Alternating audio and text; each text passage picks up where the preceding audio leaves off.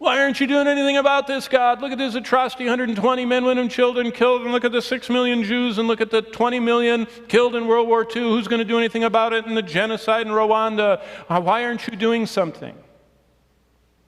And for all those who are praying and saying, God, do something, God says, I haven't lost a one.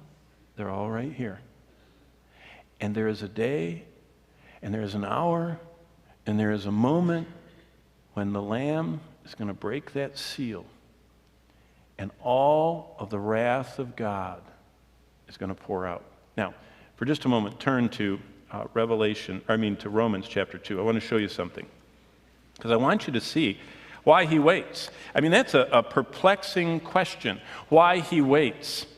And why God waits is that God is going to answer with 15 chapters of response. But he's waiting because in Romans chapter 2, verse 5, it says, but you, in accordance with your hardness and the impenitent heart, you are treasuring up for yourself wrath in the day of wrath and the revelation of the righteous judgment of God. You see, God is responding, but he is angry against sin every moment, but he's not reaching out and punishing it right now.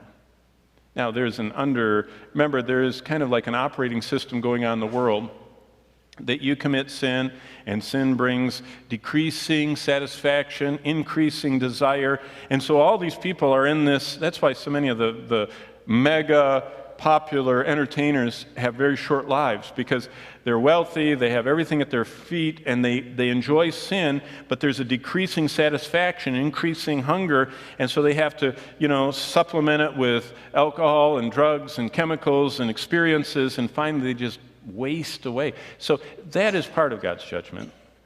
Just like, you commit immorality and you're going to get this new super antibiotic resistant venereal disease, that they're talking about in Britain.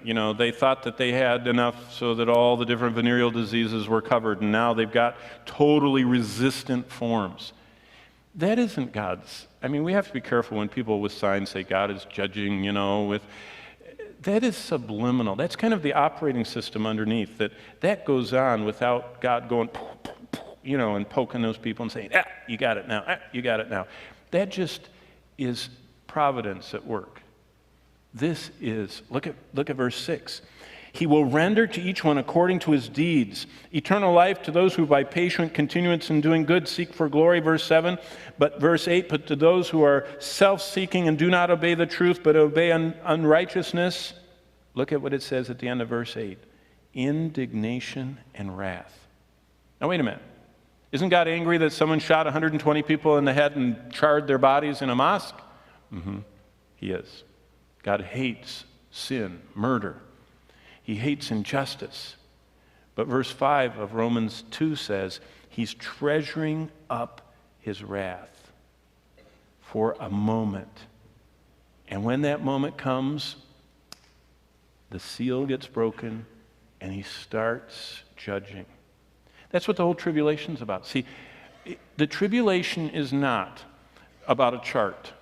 It's about an event of God bringing, finally, righting all wrongs, bringing vengeance that has been waiting, and pouring out his righteous wrath.